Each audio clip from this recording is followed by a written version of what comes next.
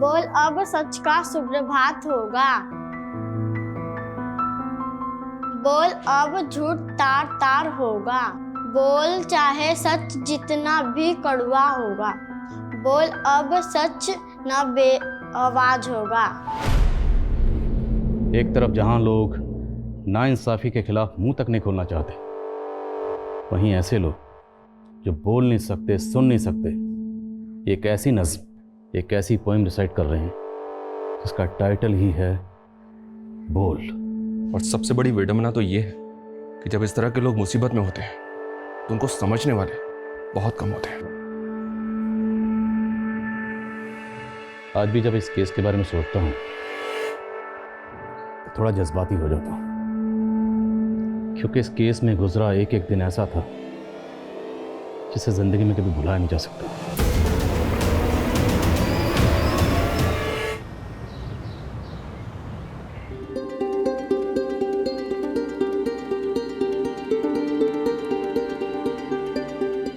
दीदी, दीदी जल्दी करो ना, वो लोग आ गए हैं।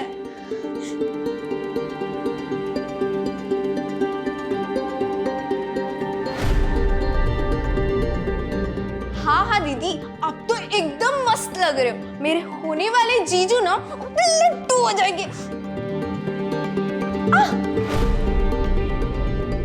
समीर के पापा के गुजरने के बाद समीर ने पूरी घर की जिम्मेदारी संभाली है।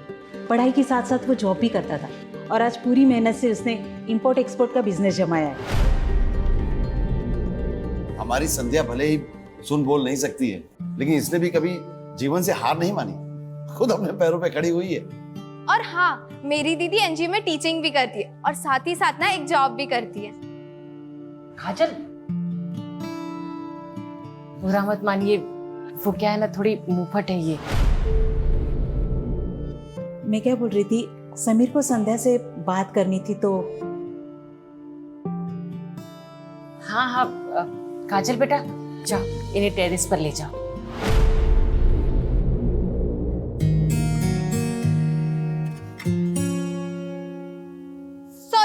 सॉरी, मुझे ना दीदी के साथ रुकना पड़ेगा। आप ना ये समझ लीजिए कि मैं आप दोनों की इंटरप्रेटर हूँ।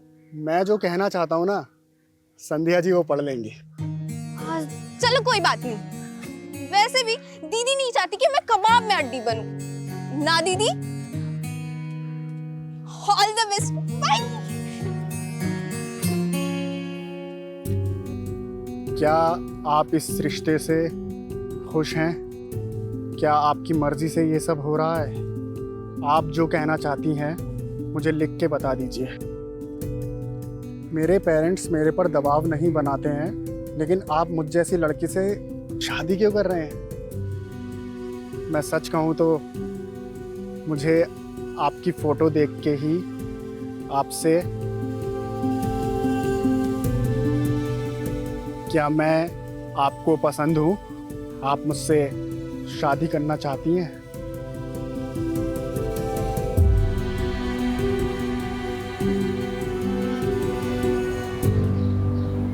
बेटा नाश्ता ले आओ। गोपाल जी, समीर की माँ कह रही थी कि 25 दिन बाद ना शादी का बहुत अच्छा मुहूर्त है। लेकिन इतनी जल्दी शादी की तैयारियां कैसे होंगी? सब हो जाएगी। अच्छा, तुम भी इतनी जल्दी शादी नहीं करना चाहती? आप कुछ महीने और हमारे साथ रहना चाहती है, इतने जल्दी विदा नहीं होना चाहती। बेटी को एक दिन घर से विदा होना ही पड़ता है। भगवान करे तू जहां भी रहे खुश रहे।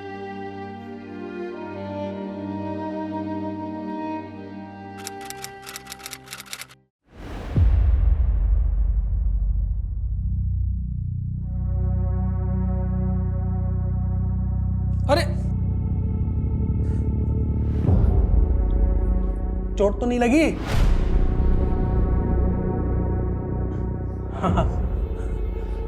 कमाल का बदन है तुम्हारा।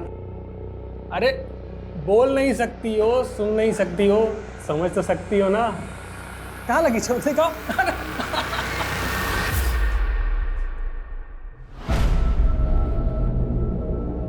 संध्या, वेरी पंचुअल। रोज 8:30 बजे तुम आ जाती हो। हाँ हाँ शुरू करो।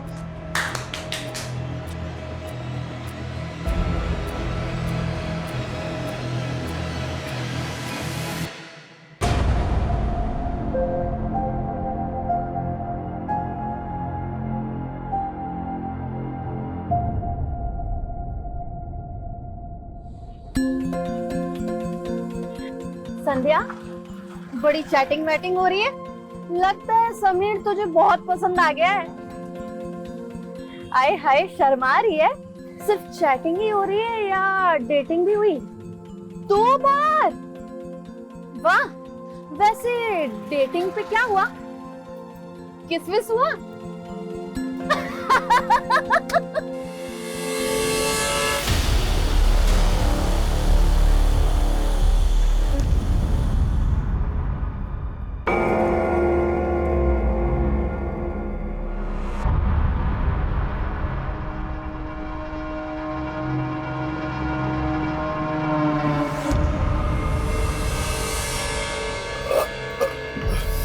ओए बल्ले ओए, बड़ा ही बढ़िया मुर्गा बनया सी, स्वाद ही आ गया यार।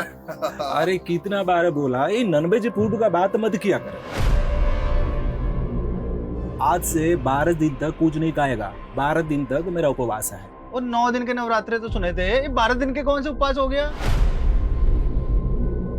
12 दिन का प्रजापति अमावस्या है। ये उपवास करने से इंसान का सारे पाप धुल जाता है। ओए केड़े पाप होए? तू तमिलनाडु में किसी का मर्डर तो नहीं करके आया है? नहीं चुप कर, तेरे को बोला तू पंजाब में कांड करके आया। और चल काम कर अपना।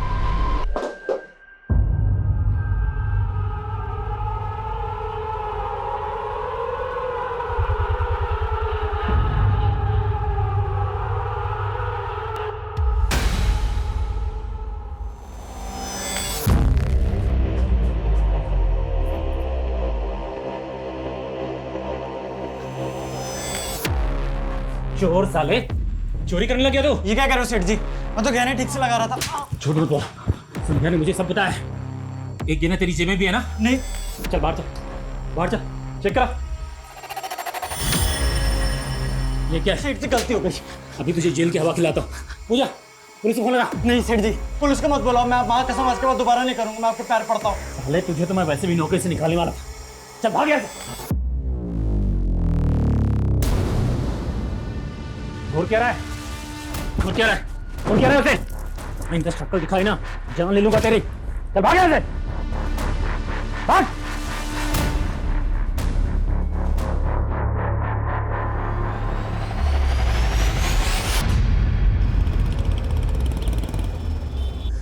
ये संध्या अभी तक क्यों नहीं आई? इतना लेट तो कभी नहीं होती थी।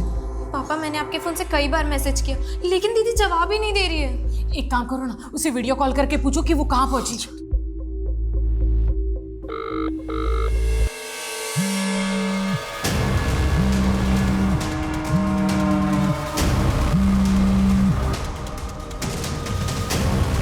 पापा, कहीं दीदी जीजू से तो मिलने नहीं चली गई?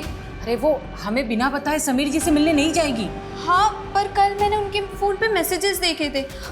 जीजू ना दीदी को मिलने बुला रहे थे। समीर जी को फोन करके देखता हूँ। आप जिस नंबर को डायल कर रहे हैं वो इस समय स्विच। समीर जी का फोन तो बंद है। संध्या मिली क्या? नहीं, पता नहीं किस मुसीबत में होगी। मैं एक काम करता हूँ, पुलिस के पास जाता हूँ। संध्या का कुछ पता चला? दुर्गानगर पुलिस थाने वाले भी सहयोग नहीं कर रहे। सिर्फ गुमशुदगी की रिपोर्ट लिख ली है। बेचारी अपनी तकलीफ किसी से बोल भी नहीं सकती। पता नहीं ऊपर वाला भी उसकी सुन रहा है कि नहीं।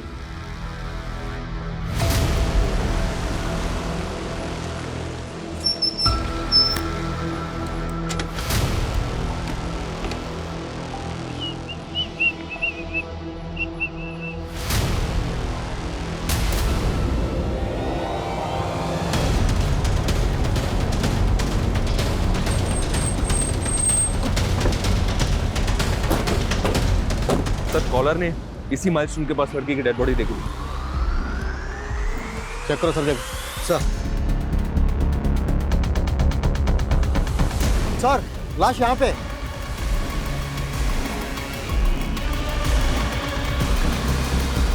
बहुत ही ब्रूटल मर्डर है सर।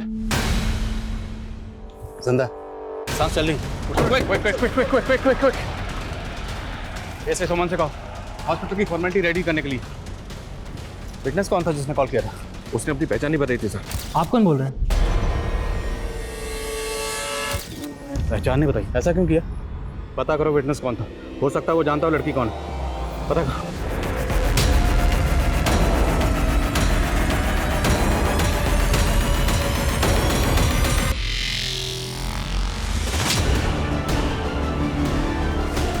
जी सर, मैं हॉस्पिटल में ही हूँ। ठीक है सर, मैं अपडेट करता हूँ आपको। जैन सर। जय सर इलाज शुरू हो गया, लेकिन लड़की की हालत बहुत क्रिटिकल है। कुछ कहा नहीं जा सकता सर, वो बचेगी भी या नहीं। सर उस कॉलर की कोई अपडेट नहीं जिसने कंट्रोल रूम में कॉल करके लड़की के बारे में बताया था। सर जिस नंबर से उसने कॉल किया था वो लगातार बंद आ रहा है। हमें इन्फॉर्म करके फ़ोन बंद कर लिया। पता करो वो नंबर किसके नाम पर रजिस्टर्ड है।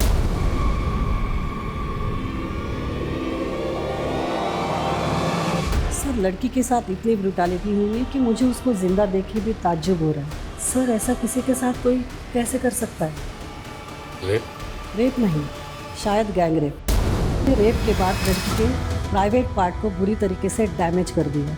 हाथों की सारी उंगलियों में फ्रैक्चर्स हैं। कांच के टुकड़े मिले हैं वहाँ से। लगता है कांच की बोतल घुसा दी। लड़की होश में कब तक आ जाएगा? सर जिंदा लाश की तरह है। अभी कहा नहीं जा सकता कि वो सर्वाइव करेगी या नहीं।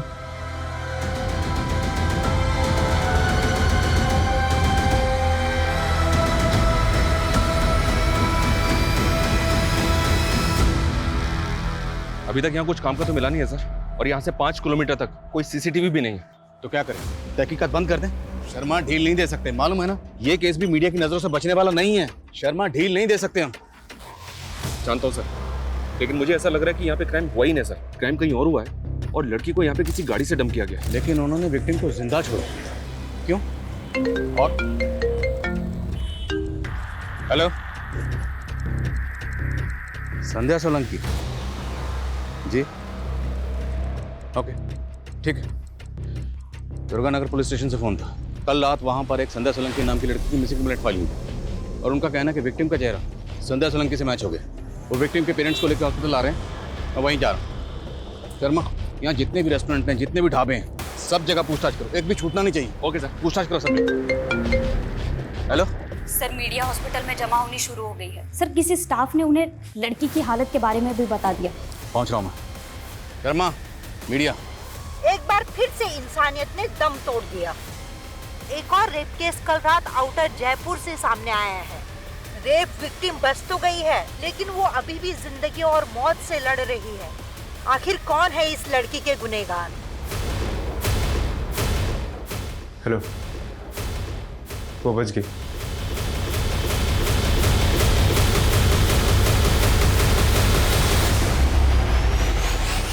साहब, दुर्गानगर पुलिस वालों से मैंने बहुत कहा कि कुछ कीजिए, कुछ कीजिए, लेकिन उन्होंने कुछ भी नहीं किया। मैंने हाथ जोड़े उनके कि मेरी बेटी बोल सुन नहीं सकती, कुछ नहीं किया। संध्या बोल सुन नहीं सकती? नहीं साहब। गोपाल जी समझ, ये बताइए क्या आप लोगों को किसी पर शक है? साहब हम सीधे साधे लोग हैं, हमारा कौन दुश्मन होगा साहब? आपने संध्या को जब आखिरी बार सही सलामत देखा था तो घर से कहाँ गई थी? कल सुबह वो एक एनजीओ में अपने जैसे दिव्यांग बच्चों को पढ़ाती है, 8:30 से 10:30 बजे तक। अब फिर अपनी नौकरी पे जाती है। नौकरी करने कहाँ जाती?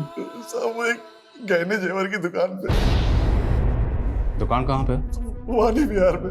वानी विहार? आप रहते हैं दुर्गानगर में और दुकान है वानी विहार में, लेकिन संध्या हमें जख्मी हालत में सीकर हाईवे पर मिली, जो इस रोड से बिल्कुल अलग है। वो घर से काम पर कैसे आती जाती थी? साहब वो वानी विहार रिक्शे में आती जाती थी।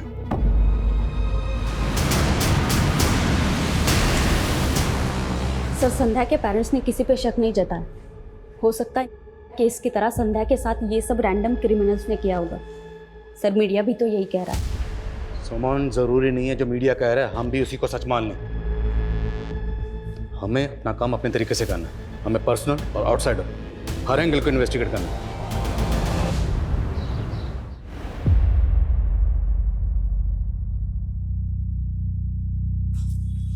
ये लो तुम्हारा टिफिन। क्या हुआ? समीरा आज पढ़ने नहीं गई? अरे मैं तुम्हें बताने ही वाली थी, वो खबर जिस लड़की की चल रही है ना अखबार में, वो इसकी मास्टर नहीं है। क्या? हाँ, वो हादसा ना उसी के साथ हुआ था कल रात को, और इसलिए समीरा और बाकी के बच्चों को ना एनजीओ वाले ने छुट्टी दे दी। अरे अब्बू आज दुकान नहीं गए? जा रहा था, चल जाते हुए तुझे भी काम पे छोड़ देता हूँ। जी अब्बू। खुदा हाफिज अम्मी। खुदा हाफिज बेटा। सर जी, संध्या तो रोज की तरह शाम को 7 बजे यहाँ से चली गई। संध्या रहती है दुर्गानगर में, पर हमें जख्मी हालत में वो सीकर हाईवे पर मिली। वहाँ कैसे पहुँच गई? सर मैं ये कैसे बता सकता हूँ, आप पूजा से पूछिए ना, ये दोनों साथ में घर जाती हैं। हाँ सर, हम एक साथ ऑटो में घर जाते हैं, लेकिन कल मुझे कहीं और काम था, इसलिए वो अकेले चली गई। इस एरिया में जितने भी ऑटो वाले हैं सबसे इंक्वायरी करो, ज्वेलरी शॉप से लेकर क्राइम सीन तक जहाँ भी सीसीटीवी है, मुझे कल की सबकी फुटेज चाहिए। क्या संध्या पे किसी लड़के की बुरी नजर थी? आपको किसी पे शक? सर मुझे उस योगेश पे शक है, उसी ने बदला लिया है संध्या से। कौन योगेश? सर योगेश यहीं काम करता था, 2 दिन पहले उसकी चोरी पकड़ी गई थी। संध्या ने ही उसकी चोरी पकड़ी थी। ये क्या? सेठ से गलती हो गई। और सर 2 दिन पहले ही रास्ते में घर जाते वक्त उसने हमारा रास्ता रोका था।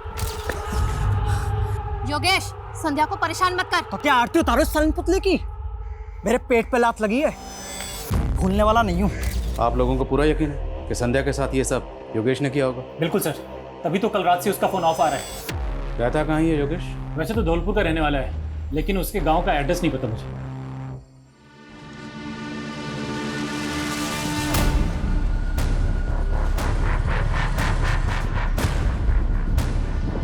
सर संध्या तो उस दिन भी हर रोज की तरह क्लास खत्म करके चली गई थी 10:30 बजे। तुम्हें कुछ तो हिंट होगा कि संध्या के साथ ऐसा कौन कर सकता है? सर हमें तो समझ में ही नहीं आ रहा कि एक बेजुबान लड़की के साथ कोई ऐसी हरकत करेगा।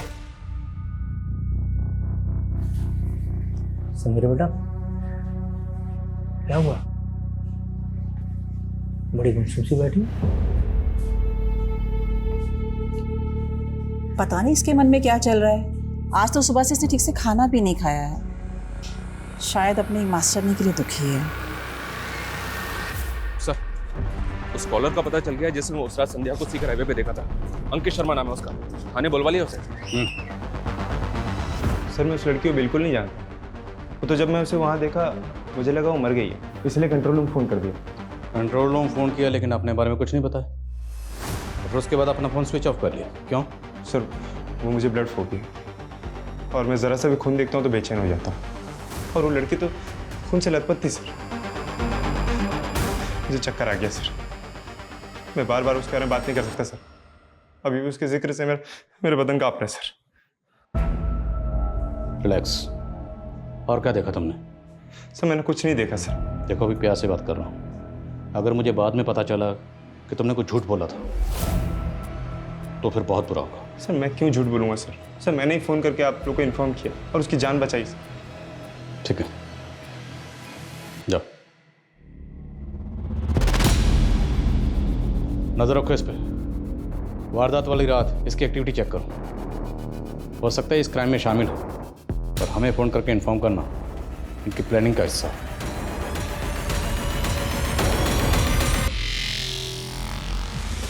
मैम, संध्या को होश आ गया।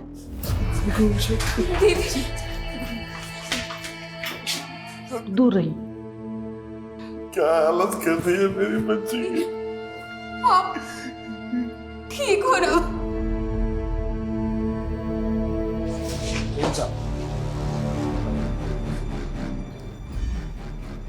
हम संध्या से कुछ सवाल पूछना चाहते हैं, लेकिन इसमें हमें आप लोगों की मदद की जरूरत है। काजल बेटा, साहब जो भी बोले ना तू संध्या से पूछ, बता। काजल बेटा, हम ये जानना चाहते हैं कि आपकी दीदी के साथ जिसने ये किया, क्या वो उसे जानती है? प्लीज। दीदी, आपके साथ जिसने ऐसा किया आप उसको जानती हो? साहब, संध्या कुछ बताना चाहती है। उसके हाथ में चोट बहुत लगी है, उन दरिंदों ने तो उसकी उंगलियां भी तोड़ दी ताकि वो कुछ बता ना सके। काजल बेटा, दीदी से कहो, अगर वो न जानती तो अपनी पलकों को 2 बार झपका। दीदी, आप अगर उनको जानती हो तो अपने पल के 2 बार चपकाओ। इसका मतलब संध्या अपने गुनहगारों को जानती है। नाम पूछ सकते बेटा? दीदी नहीं बता पाएंगी। आदिल बेटा, इन पेपर्स पर ए से लेके जेड तक सारे अल्फ़ाबेट लिखे। अब दीदी को बोलना कि जिसने ये सब किया है, अगर उसका नाम इनमें से किसी अल्फ़ाबेट से शुरू होता है तो पहले की तरह 2 बार पलके चिपकानी है। समझ गए ना? दीदी, उसका नाम ए से शुरू होता है। नेक्स्ट पूछो। बी।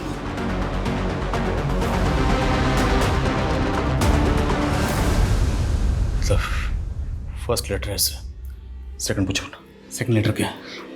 एस के बाद दूसरा अल्फाबेट।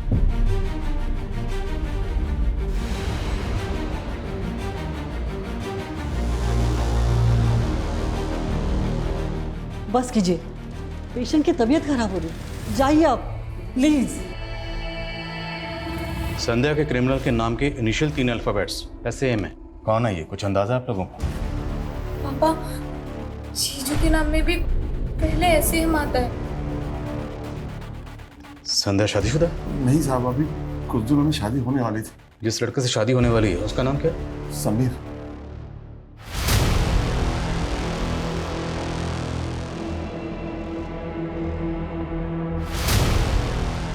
गोपाल जी, समीर और उसकी माँ दोनों के फ़ोन बंद हैं और हमें पता चला है कि समीर तो अकेला रहता है, उसकी माँ उसके साथ रहती नहीं है। माँ गांव में रहती थी, वो इस रिश्ते के लिए यहाँ आई थी।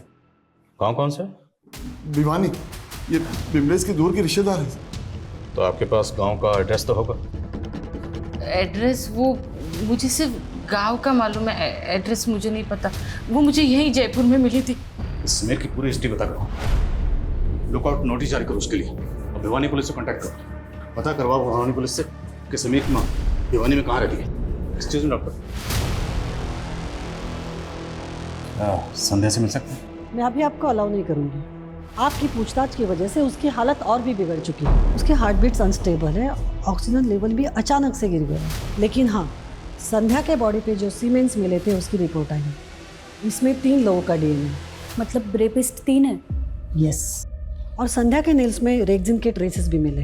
रेक्सिन जो सोफा सेट या गाड़ियों की सीट कवर वगैरह बनाने में इस्तेमाल होती है? जी। और उसके कपड़ों पे इंजन ऑयल के धब्बे भी मिले हैं।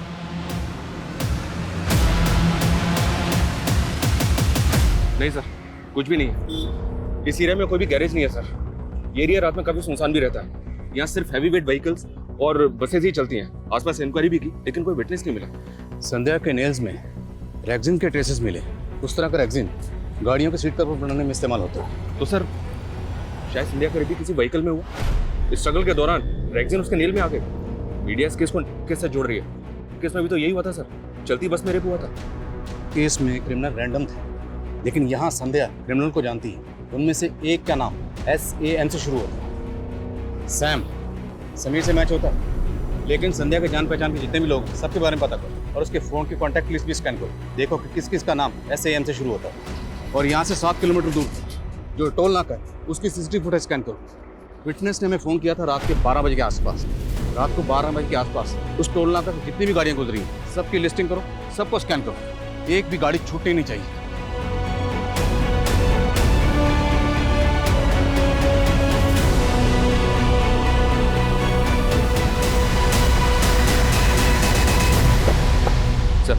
योगेश के CDR में 2 सस्पिशियस नंबर मिले हैं। दोनों फेक ID के नंबर हैं और दोनों नंबर धौलपुर में एक्टिव थे। धौलपुर?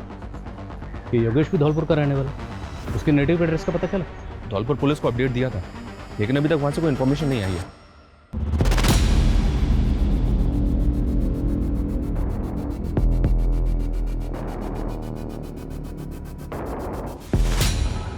और हम सिर्फ योगेश और समीर तक नहीं रुक सकते। संध्या जिस ऑटो रिक्शा में ट्रैवल करती थी सब ड्राइवर्स को इकट्ठा करो, सबका DNA लो। ये इलाके के जितने भी हिस्ट्री शीटर्स हैं, सेक्स ऑफेंडर्स हैं, सबका DNA लो। सर मैंने आपको इन्फॉर्म किया और आप मेरा ही DNA ले रहे हैं। मैंने कुछ नहीं किया सर। अगर तुमने कुछ नहीं किया है तो फिर डर क्यों रहे हो? कम है। सर, संध्या जिस ज्वेलरी शॉप में काम कर रही थी उस शॉप के बाहर की कई दिनों की सीसीटीवी फुटेज चेक की हमने, उसमें से ये फुटेज मिली है। इस फुटेज में संध्या और पूजा को एक लड़की फॉलो करते हुए दिख रही है। क्या आप इस लड़की को जानते हो? नहीं मैडम। नहीं सर, मैं इस लड़की को नहीं जानती, पहले कभी भी नहीं देखा। किसी भी सूरत में पता करो कि ये लड़की कौन है। हो सकता है लड़की संध्या को जानती हो, और ये भी चांसेस हैं कि लड़की खुद इस कांड में इन्वॉल्व है।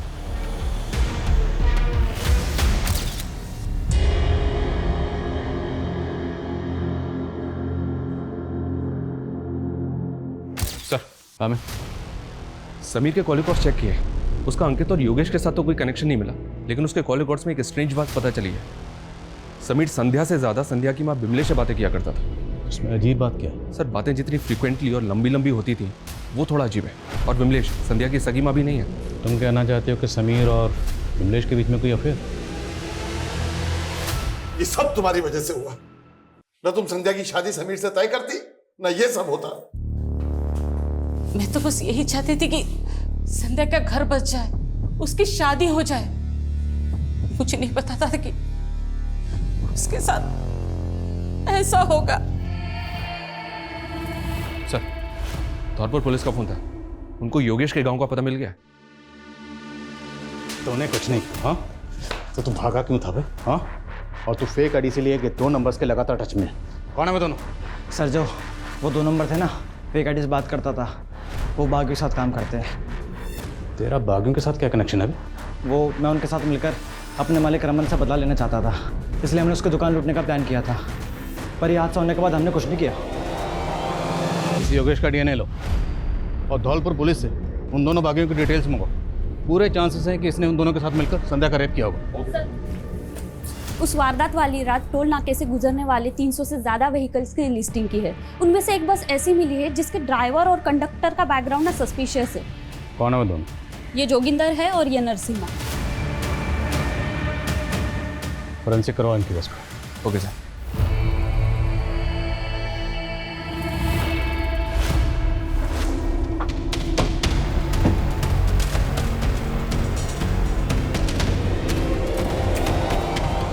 हमें बेकार में फंस गया। हमें पता नहीं हमारे बस में कोई कांड करके चला गया। हम कुछ नहीं किया। नहीं सर, सब सच बोल रहे हैं सर। हमने कुछ भी नहीं किया सर।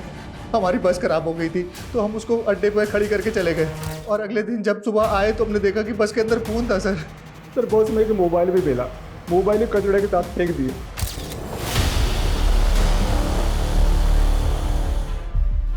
यहाँ पे था जी। अच्छी तरह से सर्च करो।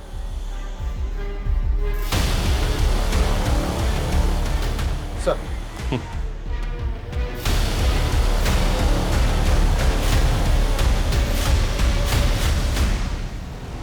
एस सर, ये फोन और खून लगा हुआ ये शर्ट का टैग हो सकता है स्ट्रगल के दौरान क्रिमिनल की शर्ट से निकल गया।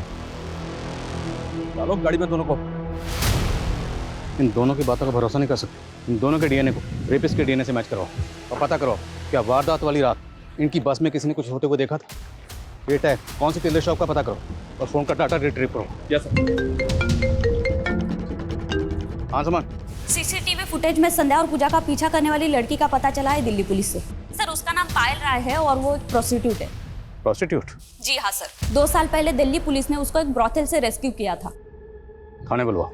सर, मेरा इस क्राइम से कोई लेना देना नहीं है। वो मैं समीर की वजह से संध्या से मिली थी।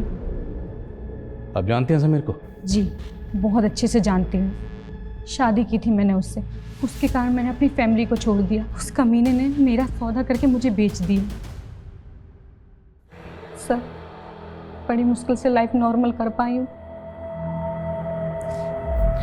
लेकिन कुछ दिन पहले मैंने संध्या को और समीर को मार्केट में देखा था। मुझे यकीन हो गया था कि वो संध्या के साथ वही करता जो उसने मेरे साथ किया। मैंने पता किया, संध्या उसी मार्केट में एक ज्वेलरी शॉप में काम करती है।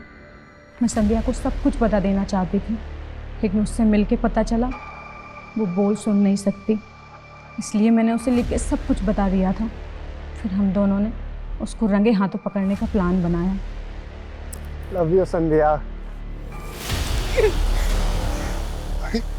क्या हो गया संध्या? तुम बहुत पागल बना लिया तुमने संध्या को, लेकिन अब और नहीं, इसको हम पुलिस के हवाले करेंगे। पुलिस? हमने तो सोचा था उसको अरेस्ट करवा देंगे, लेकिन वो भाग गया। सर यही है दुकान है SS टेलर्स। दुकान तो बंद है। हाँ सर, लेकिन मैंने मालूम किया इस दुकान का मालिक यहीं पास में रहता। ये समीर को तो अपना दूर का रिश्तेदार बता रही थी, और जिससे संध्या की शादी करवाना चाहती थी वो एक नंबर का धोखेबाज आदमी है। कई लड़कियों का सौदा कर चुका है वो। मुझे कुछ नहीं पता। झूठ मत बोल। फोन करती थी ना समीर को बार बार, तेरी बातें होती थी उससे, लंबी लंबी बातें। क्या बातें होती थी? तू भी उसके धंधे में शामिल है? साहब मैं उसे ठीक से जानती भी नहीं, वो तो सावित्री की बातों में आ गई मैं। सावित्री से भी तेरी कोई रिश्तेदारी नहीं, सब पता कर लिया हमने। वो साहब, वो सावित्री है ना, वो लड़का लड़की की शादी करवाती है ना, तो उसने मुझे कहा कि अगर मैं समीर की शादी संध्या से कराऊं ना तो वो मुझे बहुत सारे पैसे देगी। शर्म नहीं आई? अपनी ही बेटी का सौदा कर रही थी। अब सच सच बताओ, सावित्री और समीर कहाँ है? मैं कह रही हूँ मैं कुछ नहीं जानती। सावित्री को कैसे मिली थी? कहाँ मिली थी? संध्या के बाबा संध्या के लिए लड़का देख रहे थे, पता नहीं उन लोगों को कहाँ से पता चला और वो लोग मेरे पास आए। वो लोग कहाँ से आए कुछ नहीं पता, पर मेरे पास सावित्री का एक नंबर है, पर वो बंद आ रहा है साहब। वो नंबर दो।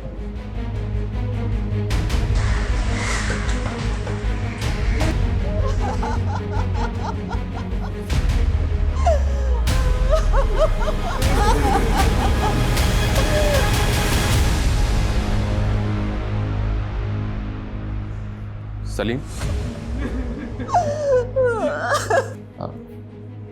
एक मिनट बात करनी आपसे। माफ कीजिएगा, हमें आपसे इस वक्त पूछताछ करनी पड़ रही है, जरूरी है। वो SS टेलर शॉप आपकी है ना? जी हाँ। दरअसल एक केस के सिलसिले में आपसे कुछ बात करनी है हमें। साहब मैं अभी आपसे कुछ भी बात नहीं कर सकता। तेरी वजह से मेरी बेटी इस हालत में है, तेरी वजह से।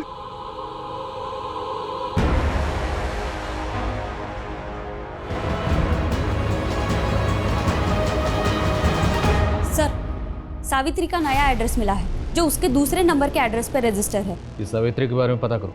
सावित्री से हमें समीर की लीड मिल सकती है। Sir, SS Taylor shop Salim Qureshi नाम के आदमी की है। आज उसकी बेटी का इंतकाल हो गया, इसलिए उसने बात करने से मना कर दिया। बेटी का नाम समीरा था। इस समीरा का और संध्या का कनेक्शन भी मिला है।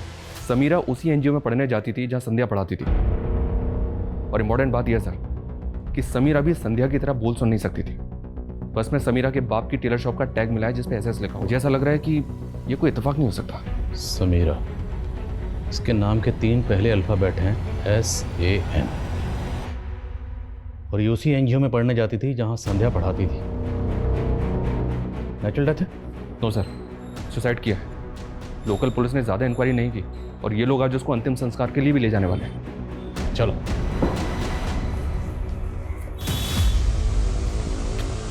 समीर कहाँ है?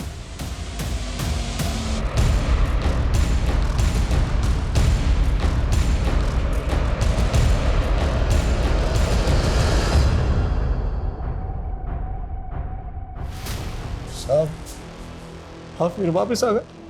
देखिए, हमारा आपसे बात करना ज़रूरी है। कुछ दिन पहले एक संध्या नाम की लड़की का गैंग रेप हुआ था, और संध्या जिस NGO में पढ़ाती थी वहीं आपकी बेटी समीरा पढ़ती थी। और अब हमें पता चला है कि आपकी बेटी समीरा ने खुदकुशी की।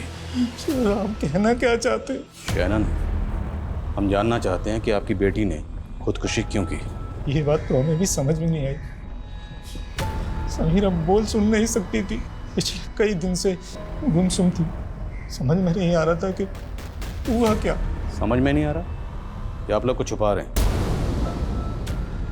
जब तक पोस्टमार्टम नहीं होगा अब बॉडी को दफनाएंगे नहीं। सर ये क्या बात कर रहे हैं आप? सलीम साहब, कानूनी कार्रवाई है, पोस्टमार्टम जरूरी है।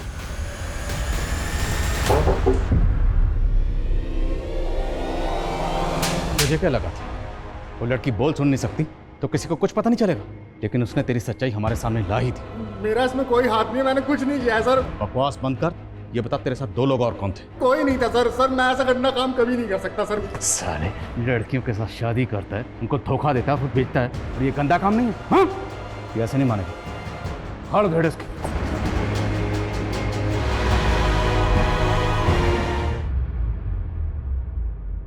पोस्टमार्टम रिपोर्ट के मुताबिक समीरा की मौत गला दबाने से हुई थी। उसके गले पर स्ट्रैंगुलेशन मार्क्स थे और जिस वक्त उसका कत्ल हुआ उस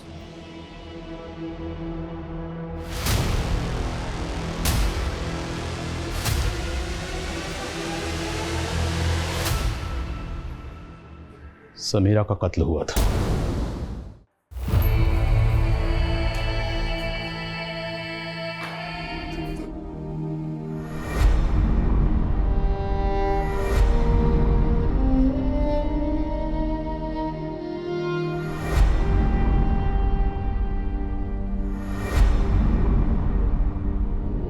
और यह है उसकी पोस्टमार्टम रिपोर्ट। पोस्टमार्टम रिपोर्ट के मुताबिक जिस वक्त उसका कत्ल हुआ वो प्रेग्नेंट थी और आप लोग ये बात अच्छी तरह से जानते थे कि समीरा प्रेग्नेंट है, इसलिए जानबूझकर उसका पोस्टमार्टम नहीं करवाया। घर की इज्जत बचाने के चक्कर में उसे मार दिया। खुद अपने हाथों से अपनी बेटी को मारा। ऑनर किलिंग किया आप लोगों ने। नहीं सर, हमने समीरा को नहीं मारा। झूठ मत बोलो। हाँ, हम जानते थे कि समीरा पेट से थी। कुछ दिनों से बहुत उदास रहती थी समीरा। एक दिन जब उसकी तबीयत बिगड़ी तो मैं उसे डॉक्टर के पास लेकर गई और वहां मुझे पता चला कि समीरा पेट से थी। बोल, ये सब किसने किया? उसने कुछ नहीं बताया हमें। बदनामी के डर से हम तो उसका अबॉर्शन करवाने की सोचने लगे, लेकिन जब परसों मैं काम से वापस आई तो वो फंदे से लटक रही थी। बस सर, यकीन मानिए हमारा, हमें नहीं पता था कि समीरा का किसी ने खून कर दिया। वैसे भी मोहल्ले के सभी लोग उसका मजाक उड़ाने लगे थे। ऐसे लोगों को समाज चैन से कहाँ जीने देता है सर। हमें तो पहले से ही शक था कि एनजीओ में उसके साथ कुछ गलत हुआ। बेचारी एनजीओ के अलावा और कहीं नहीं जाती थी। अरे मुझे क्यों अरेस्ट कर रहे हो? मेरा क्या कसूर है? अबे मालूम है तू बच्चों के साथ क्या क्या करता है। बिठाओ इसको। एसएस, ये टैग तेरी ही दुकान का। किसने सिलवाया था ये? साहब, बहुत से लोग सिलवाने आते हैं, चेक करना पड़ेगा। चेक करो अभी के अभी। जी sir. Sir believe me sir, मैंने कुछ नहीं किया, यकीन। वो तो डीएनए रिपोर्ट से पता चल ही जाएगा। मैं क्या हुआ? ये नहीं हो सकता। क्या नहीं हो सकता?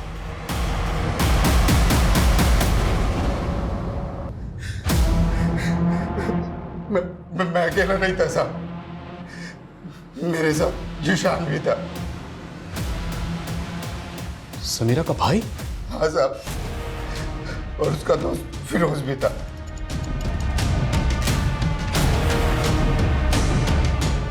उस मासूम ने तुम लोगों का क्या बिगाड़ा था जो उसे इतनी बुरी?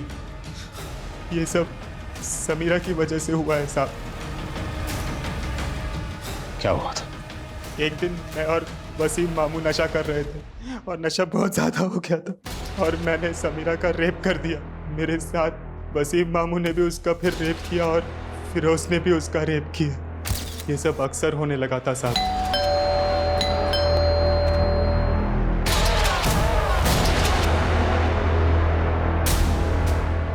वो नहीं है, बाहर गई, बाहर। उस दिन संध्या ने हम तीनों को समीरा के साथ देख लिया, इसीलिए हमने उसे रास्ते से हटाने का प्लान बना लिया। वो नरसिम्हा और जोगिंदर मुझसे बस ठीक करवाते थे। उस रात भी उनकी बस खराब हो गई थी और वो रोड के पास में बस को खड़ी करके चले गए। मैंने बस को ठीक कर दिया और बस को लेकर हम भवानी बिहार चले गए सर। हमें पता था कि वो वहीं से ऑटो लेती है, इसीलिए हमने उसे वहीं से उठाने का सोचा और फिर मारने से पहले हमने सोचा कि क्यों ना इसका भी फ़ायदा उठा लिया जाए। हम सबको लगा कि वो मर गई थी, इसलिए हमने उसे बस से फेंक दिया। समीरा को क्यों मारा? वो प्रेग्नेंट हो गई थी। उस डर की वजह से कि वो कहीं किसी को कुछ बता ना दे, हम फंस जाते साहब, इसलिए उसको भी मारना पड़ा। तुम लोगों को जहन्नुम भी कबूल नहीं करेगी, वहां भी तुम लोग दाखिल नहीं हो पाओगे।